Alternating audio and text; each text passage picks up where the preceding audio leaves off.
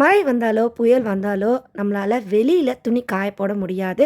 அப்படிப்பட்ட நேரங்கள்ல துணி காய போட இடம் இல்லாம தவிக்கிறீங்கன்னா, இந்த விஷயத்த செய்யுங்க. இனி அடமழை, புயல் பேஞ்சாலும் துணி துவைச்சு டக்குன்னு காய வைக்க முடியும். அதுக்கு வீட்ல இருக்க சிரட்டை மட்டும் போதும். அது எப்படின்னு இந்த வீடியோல பார்க்கலாம். இப்போ நம்ம பார்க்க போற இந்த டிப்ஸ் எல்லாம் மழைக்காலம், குளிர்காலத்துக்கு ரொம்ப பயன் தரக்கூடியதா இருக்கும்.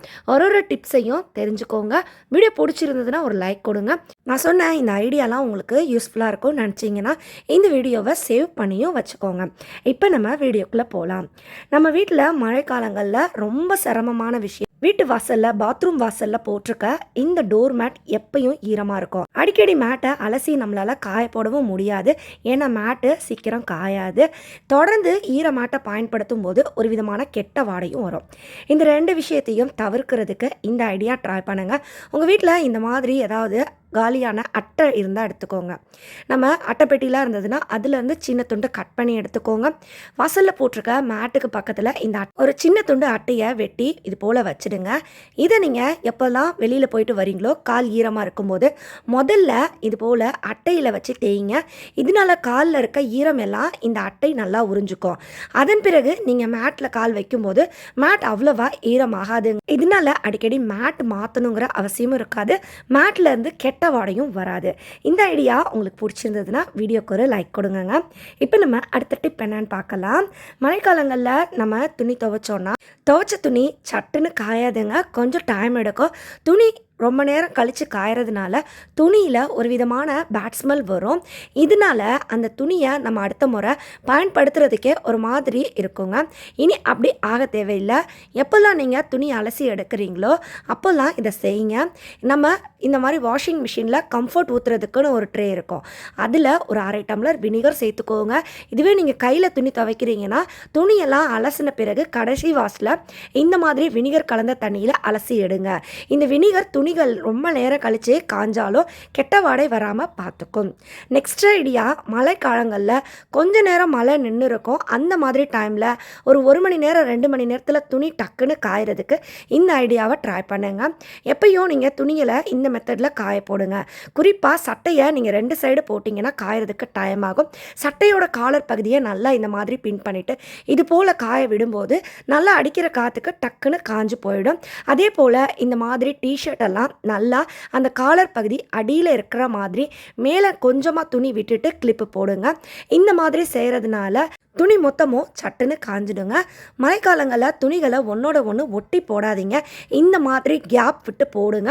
ஒரு துணிக்கு 2 கிளிப்பு மாதிரி போட்டுக்கிட்டிங்கன்னா துணிகள் நல்லா காற்றோட்டமாக சட்டுன்னு காஞ்சி கிடைக்கும். அதே போல் நீங்கள் பேண்ட்டெல்லாம் காய வைக்கிறீங்கன்னா இந்த மாதிரி பேண்ட்டோட இடுப்பு பகுதி அடியில் தொங்குற மாதிரி நல்லா கீழ் வரை இழுத்துட்டு இது போல் கிளிப்பு போடுங்க. இதனால காற்று 2 பக்கமும் கிடைக்கும். அடியில் தண்ணி இருந்தாலும் டக்குன்னு வடியும். அந்த ஈரமும் சட்டுன்னு காயும். மழைக்காலங்களில் மொட்டை மாடியில் டக்குன்னு துணி காயணும் அப்படின்னா இந்த ஐடியாவை ட்ரை பண்ணுங்க. இது ரொம்ப ரொம்ப யூஸ்ஃபுல்லாக இருக்கும். மழை நேரத்தில் எல்லார் வீட்லேயும் மிகப்பெரிய பிரச்சனை, பாத்ரூமில் ஒரு விதமான வழுக்குத்தன்மை இருக்குங்க. ஏன்னா பாத்ரூமில் இருக்க ஈரம் அவ்வளோ சீக்கிரம் காயாது. குறிப்பாக வயசானவங்களாக இருக்காங்கன்னா கண்டிப்பாக இதை செய்யுங்க. நீங்கள் பாத்ரூமில் கால் வச்சாலே ஒரு மாதிரி வழுக்கும். பாத்ரூமில் ஒரு விதமான பாசி படிஞ்ச மாதிரி வலுவலுன்னு இருக்குங்க. இதுக்கு காரணம் அந்த ஈரம் காயாமல் இருக்கிறது தான். இந்த ஈரம் சட்டுன்னு காயறதுக்கும் பாத்ரூமில் அந்த அழுக்கு வழுவழுப்பில் இல்லாமல் இருக்கிறதுக்கும் ஒரு கப்பில் இது போல் கொஞ்சம் கல்லுப்பு போட்டுக்கோங்க. நல்லா சூடான தண்ணியை இதில் ஊற்றிக்கோங்க. உங்கள் வீட்டில் கீசர்லாம் இருந்ததுன்னா இதை நீங்கள் அடிக்கடி செய்யலாம். இந்த மாதிரி உப்பு கலந்த சுடு தண்ணியை பாத்ரூமோட மூளை முடுக்கு பகுதியில் இது போல் ஊற்றி விடுங்க. நல்லா சூடான தண்ணியை ஊற்றலாங்க. இந்த மாதிரி ஊற்றுறதுனால பாத்ரூமில் அந்த வளவளப்பு தன்மை இருக்காது. பாத்ரூமும் நமக்கு அழுக்கு சேராது. சட்டுன்னு அந்த ஈரமும் காயுங்க. அது மட்டும் இல்லை, மழைக்காலங்களில் பாத்ரூம் வழியாக பூரான் போன்ற பூச்சிகளும் வராது. கெட்ட வாடையும் இருக்காதுங்க. பாத்ரூம் நமக்கு கெட்ட வாடை இல்லாமலும் இருக்கும். இந்த ஐடியாவையும் ட்ரை பண்ணி பாருங்கள். இதுவரையும் சொன்ன இந்த ஐடியாலாம் உங்களுக்கு பிடிச்சிருந்ததுன்னா இந்த வீடியோவை உங்கள் ஃப்ரெண்ட் அண்ட் ரிலேட்டிவ் கூட ஷேர் பண்ணிக்கோங்க. அவங்களும் தெரிஞ்சுக்கட்டும். அவங்களுக்கும் ரொம்ப யூஸ்ஃபுல்லாக இருக்கும். அடுத்த டிப்பு, தொடர்ந்து மழை பெஞ்சிட்டே இருக்கும்போது நம்மளால் வெளியில் இருக்கிற இல்லை மொட்டை மாடியில் இருக்க கொடி கயிறில் துணி காய போட முடியாதுங்க. ஏன்னா எப்போ மழை வரும்னே தெரியாது, துணியும் மழையில் நனைஞ்சு போயிடும். அந்த மாதிரி டைமில் பல பேர் வீட்டுக்குள்ளேயே கொடி கயிறு கட்டுவாங்க. நிறைய பேர் வாடகை வீடுகளில் அப்பார்ட்மெண்ட்லலாம் நம்ம நினச்ச இடத்துல ஆணி அடித்து கொடி கயிறு கட்ட முடியாது. அப்படிப்பட்டவங்க வீட்டில் இருக்க சேர் மட்டும் போதுங்க. சேர் மூலமாக ஈஸியாக நீங்கள் துணிகள் எவ்வளோ இருந்தாலும் காய வைக்க முடியும். அது எப்படின்னு இப்போது நம்ம பார்க்கலாம். இதுக்குன்னு தனியாக நீங்கள் கொடி கயிறு வாங்கணுங்கிற எந்த அவசியமும் கிடையாது.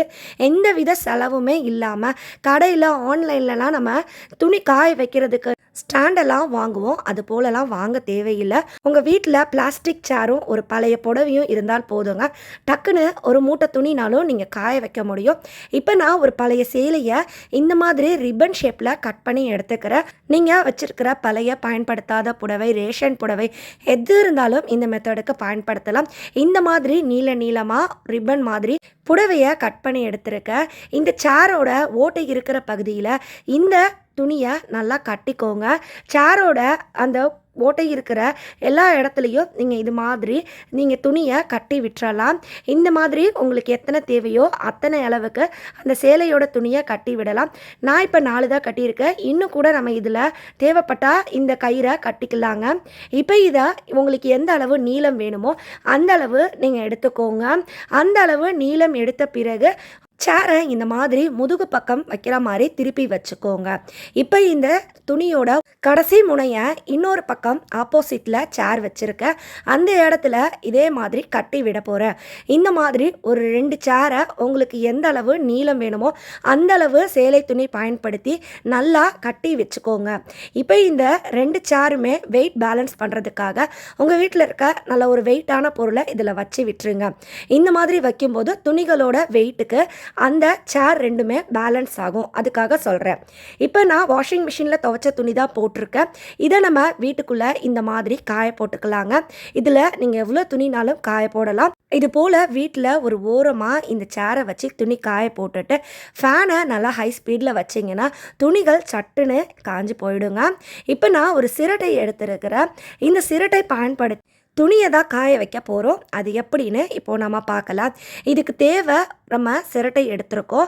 ஒரு சிரட்டை மட்டும் இல்லைங்க, நீங்கள் 2-3 சிரட்டை கூட இந்த மெத்தடுக்கு யூஸ் பண்ணலாம். என்கிட்ட ஒரு சிரட்டை தான் இருக்குது, அதை நான் இது போல் பயன்படுத்துகிறேன். இப்போ இந்த சிரட்டையை நல்லா அடுப்பை ஆன் பண்ணிவிட்டு ஹை ஃப்ளேமில் இருக்கும்போது இது போல் நெருப்பில் போட்டுருங்க. இந்த சிரட்டை நல்லா முழுதும் எரிஞ்ச பிறகு இது போல் இடுக்கி பயன்படுத்தி எடுத்துருங்க.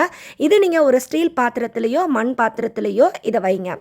நல்லா இந்த சிரட்டை முழுவதும் எரிஞ்ச பிறகு இதை நம்ம செய்யணும். இது செய்கிறதுக்கு கம்ப்யூட்டர் சாம்பிராணி எடுத்துருக்க. உங்ககிட்ட சாம்பிராணி இருந்ததுன்னா அது கூட பயன்படுத்தலாம். நல்லா கை நிறைய சாம்பிராணியை இந்த சிரட்டையோட அந்த தணலில் போட்டு விட்டுருங்க. இப்போ இதிலேருந்து நல்ல ஒரு புகை வருங்க.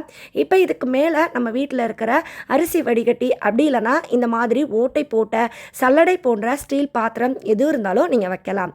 இதை இந்த சிரட்டைக்கு மேலே இருக்க பகுதியில் வைக்கும்போது அந்த தணல் வெளியில் பறக்காது, வெறும் புகை மட்டும்தான் நமக்கு வெளியில் வரும். அதுக்காக இது போல் செய்கிறோம். இதை நம்ம வீட்டுக்குள்ளே போட்டிருக்க துணிகளுக்கு அடியில் வைக்கணும்.